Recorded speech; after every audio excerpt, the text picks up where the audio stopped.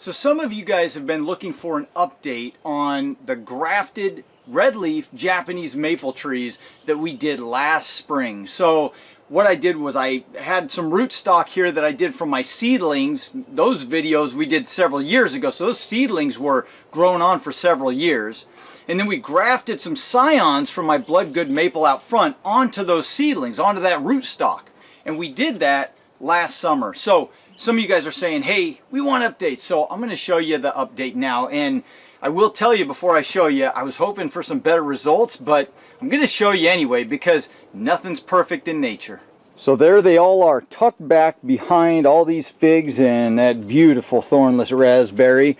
All of those grafted red leaf Japanese maple trees that we did with the Bloodgood scions. Of all of them, I think 3 or 4 actually took and were doing good and growing on last summer.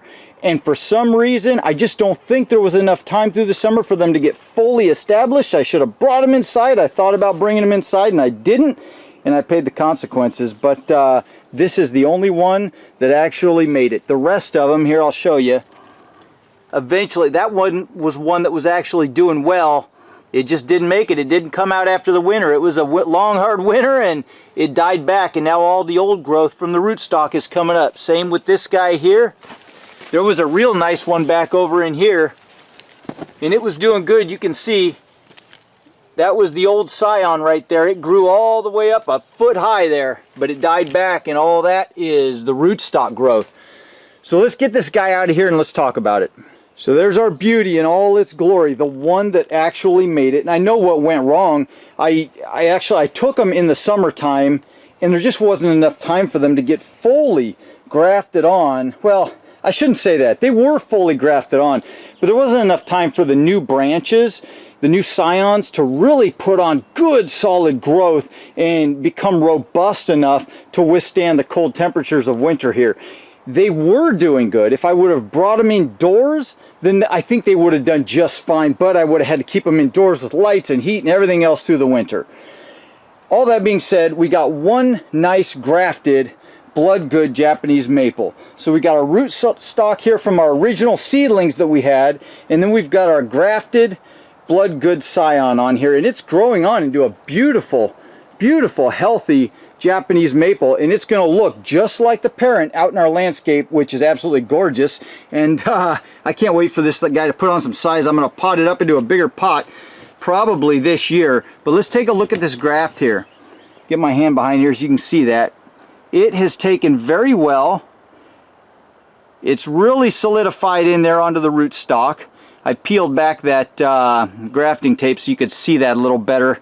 Normally we want to just leave that on there and let it fall off on its own, but I wanted you guys to be able to see this. Let's turn this around a little bit. You can see the other side.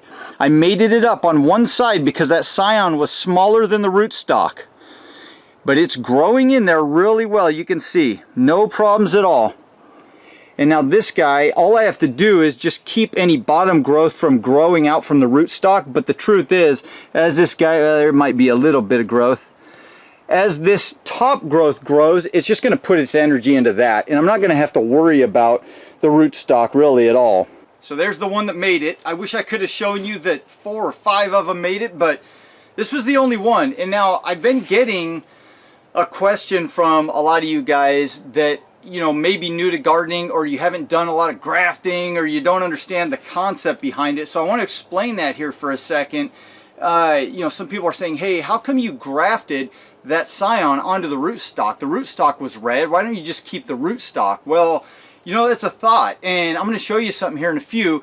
That rootstock very well would grow into a beautiful red leaf maple, but it'll never have the same characteristics of that Bloodgood Japanese maple out front there, which is also grafted onto a rootstock. Just about any Japanese maple that you find out there in the nurseries is grafted onto a rootstock, because if you plant them from seed, you're going to get genetic variation. I know that by grafting that Bloodgood scion onto this rootstock, I know I'm going to get a clone of that parent plant out front, and it's going to have all the same attributes. Where those little seedlings, those rootstocks, will lose their leaves sooner, and the leaves might turn more of an orange or even a green, dark green, as it gets closer to them falling off of the tree. Maybe not a dark green, but they'll have more green in them. And the only reason these guys have green is because they're in a 50% shade house here. If this was out in full sun, this would be just deep red. But this Bloodgood maple will hold on to that red longer into the season. It'll be a deeper, more vibrant, brilliant red in the late fall than my standard just seedling Japanese maples do. So that's why we graft. I hope that, you know, sums that part of it up for you guys. We're not just out here doing crazy things because we're crazy people, although most gardeners are, but if you're a gardener, you can relate. But we're having fun, so, you know, what are you going to do? And on that note, I've been getting a lot of questions. People who are watching that Japanese maple video series that I started like 3 years ago. Gosh, maybe it's been 4 years now, and we did like 8 episodes, and I thought, you know, I assumed I would do just a couple, but people kept liking those videos so much and wanting to see more and more of how they were doing. I just kept going. Well, now we're like 3 or 4 years past actually starting those seeds, and I'm getting more questions from people who get to episode 8 and they're like, I want more, I want to see more. Well, I will tell you, I haven't done anything. Well, I've done a few things. This was some of the seedlings. We did this last year, but I haven't gotten rid of the rest of them. I still have all of the rest of them back there. Do you want to see what they look like now? We'll just do like a part 9 or 50 or whatever number this ends up being. But you're going to have to wait until tomorrow because something just came up and I got to go. But if you want to watch that series, click the link in the description below and you'll be able to see all those series and get caught up on it right now. And then I'll come back like tomorrow and I swear I'll show you guys what they look like. All right, I hope you liked this one. If you did, hit the like button, subscribe if you want to follow along. Have a fantastic week and I'll see you in the next video. Adios.